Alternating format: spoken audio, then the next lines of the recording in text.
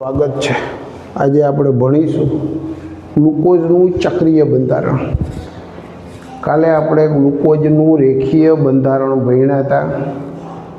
આ રેખીય બંધારણ કેના આધારે નક્કી કર્યું હતું? થોડીક પ્રક્રિયાઓ આપણે જોઈ હતી કે ગ્લુકોઝ HI સાથે પ્રક્રિયા કરે, બરાબર છે, HCN સાથે યોગશીલ પ્રક્રિયા કરે, જુદા જુદા સાથે જે પ્રક્રિયાઓ કરતો હતો એના આધારે આપણે નક્કી થયું હતું કે એમાં આલ્ડીહાઇડ સમૂહની હાજરી છે અને 5 OH સમૂહ પણ આવેલા છે, જે પાંચેય OH સમૂહ જુદા જુદા કાર્બન ઉપર છે। તો એના ઉપરથી આપણે આ બંધારણ દોરી શકીએ। ગ્લુકોઝનું બંધારણ દોરતા પણ મેં શીખવાડ્યું હતું કે રેખીય બંધારણમાં આપણે કેવી રીતે કરવાનું છે।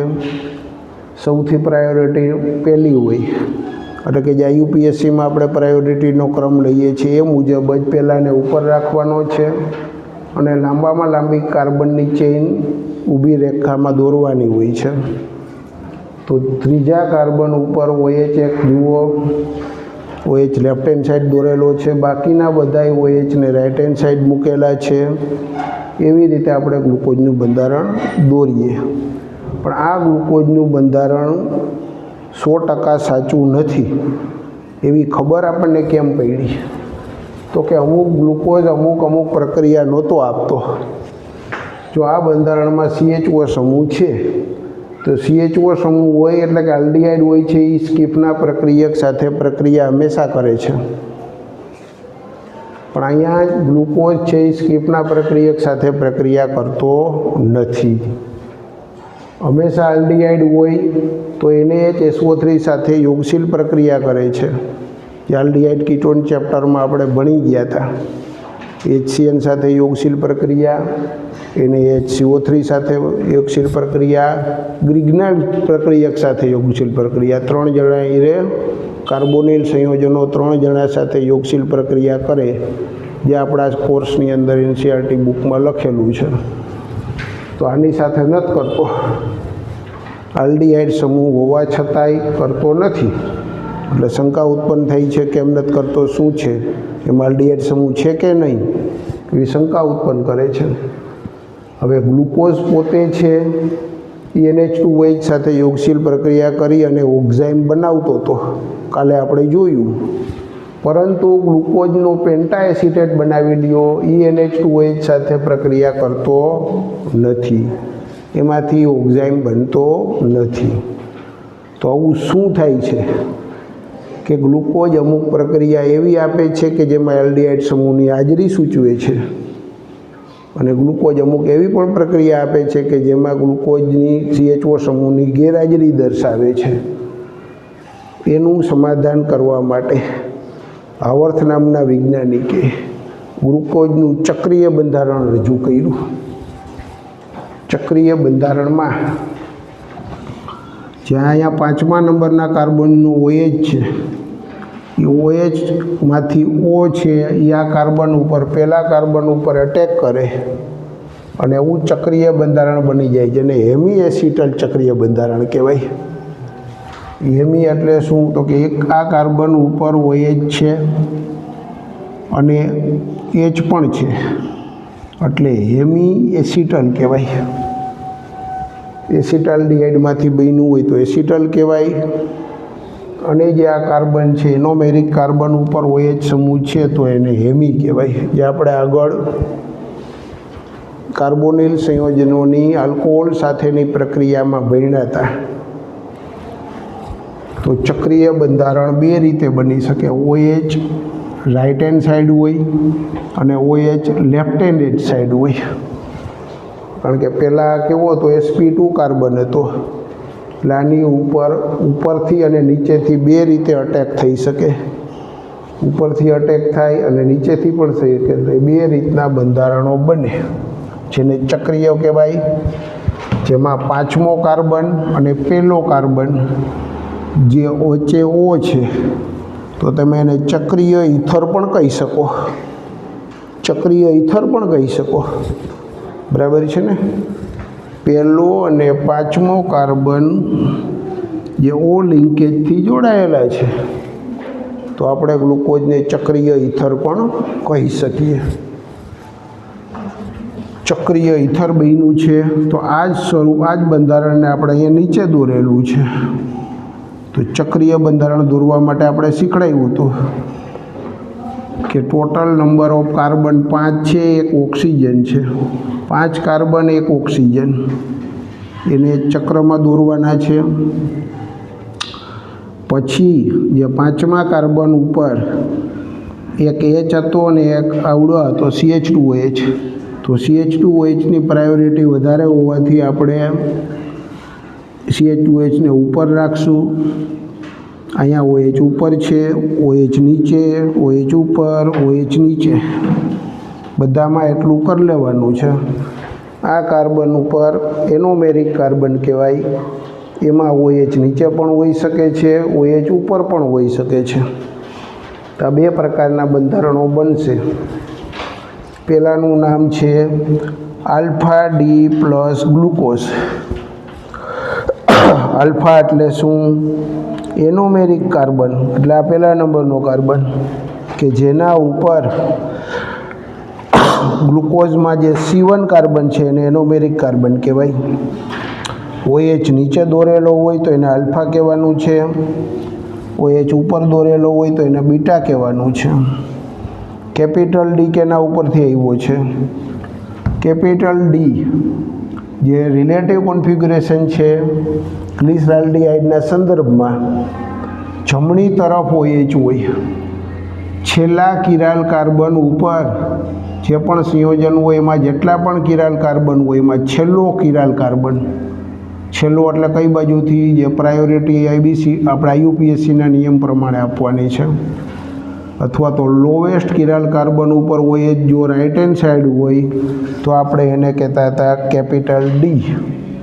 તો આપણે બધાય બાર સાયન્સની અંદર અથવા નીટ JEEમાં બધાય કેપિટલ ડી જ આવે છે. એલનું કાંઈ અભ્યાસ કરવાનો હોતો નથી. આ પ્લસ ક્યાંથી આવ્યું છે? તો કે જ્યારે એનું દ્રાવણ બનાવીને આપણે પોલેરીમીટરમાં મૂકીએ, આનું દ્રાવણ આલ્ફા ડી ગ્લુકોઝનું દ્રાવણ બનાવી પોલેરીમીટરમાં મૂકીએ તો કેટલું કોણાવર્તન દર્શાવે છે? 112. કેટલું? પ્લસ. પ્લસ એટલે ઘડિયાળના કાંટાની દિશામાં 112 દર્શાવ્યું. એટલે એને કહેવાય, અહીંયા આપણે કોણાવર્તન લખેલું પણ યાદ રાખવાનું તમારે નથી, યાદ નથી રાખવાનું. તો આપણે કોઈ પણનું નામ લખીએ ત્યારે આ 3 વસ્તુનો ઉલ્લેખ કરીએ, એ ખબર હોય એ લખવાનું.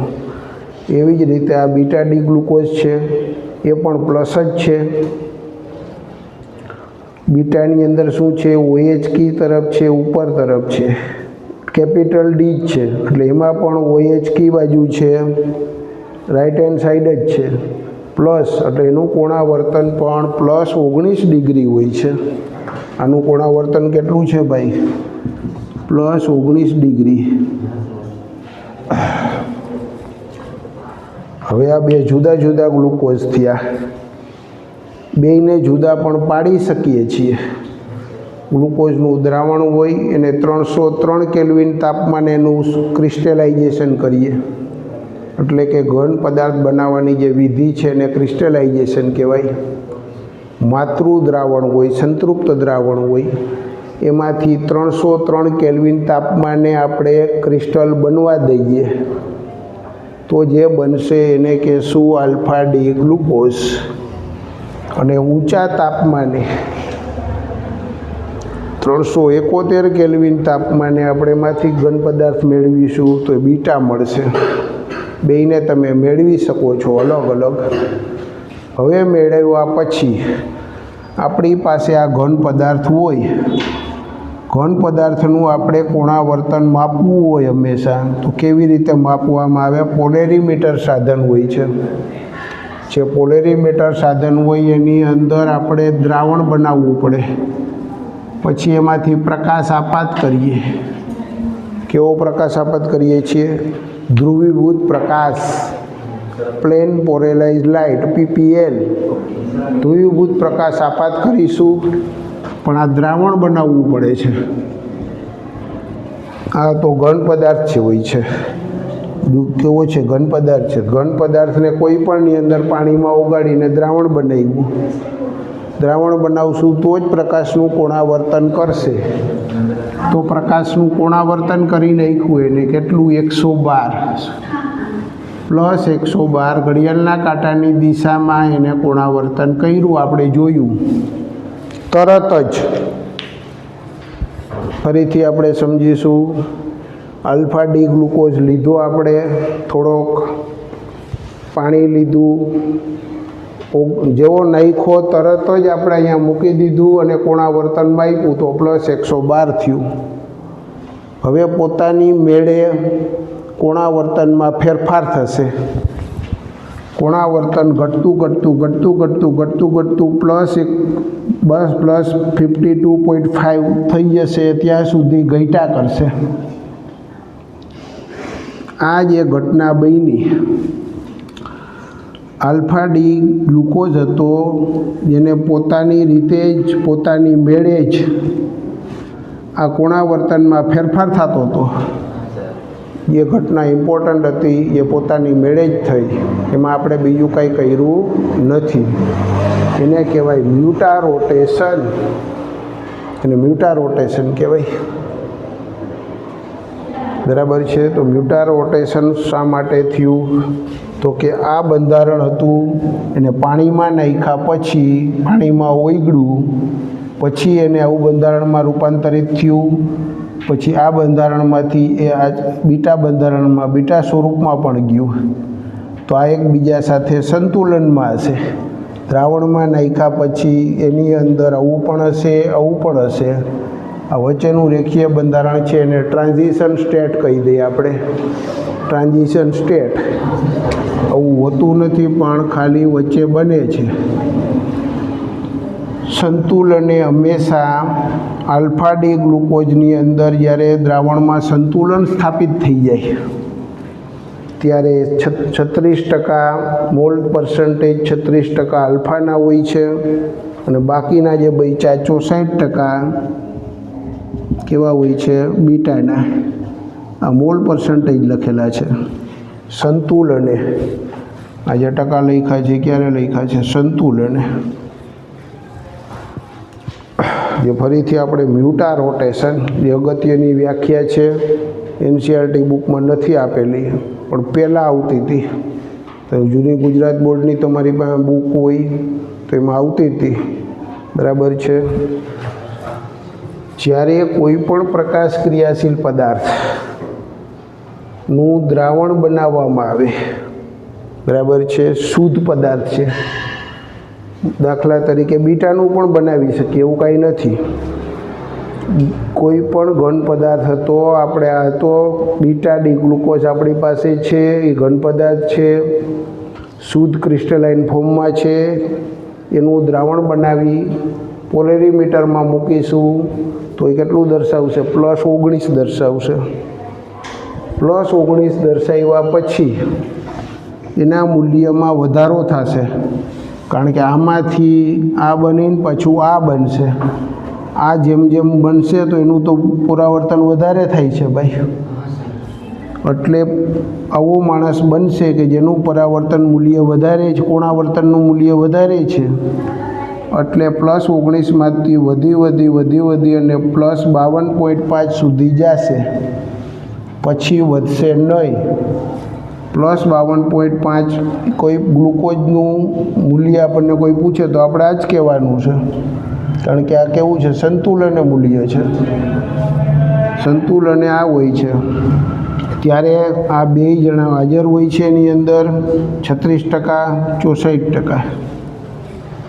તો આ જે ઘટના બની શુદ્ધ આલ્ફા ડી ગ્લુકોઝ હતો અને મિશ્રણમાં રૂપાંતરિત થઈ ગયો પોતાની મેળે આલ્ફા હોય છે પોતાની મેળે બીટામાં રૂપાંતરિત પામી જાય છે શુદ્ધ બીટા લીધો હોય એનું દ્રાવણ બનાવીએ તો પણ એ આમ અમુક ભાગ એનો આલ્ફામાં રૂપાંતરિત થઈ જાય છે ક્યાં સુધી સંતુલને આના 36% જે મોલ પર્સન્ટેજ છે આના 64% એ સંતુલન સ્થિતિએ બે હાજર હોય છે હંમેશા. તો બીજી અગત્યની વ્યાખ્યા છે મ્યુટારોટેશન પોતાની મેળે કોણાવર્તનમાં થતો ફેરફાર છે જ્યાં સુધી સંતુલન ન સ્થપાઈ થાય ત્યાં સુધી ફેરફાર થશે.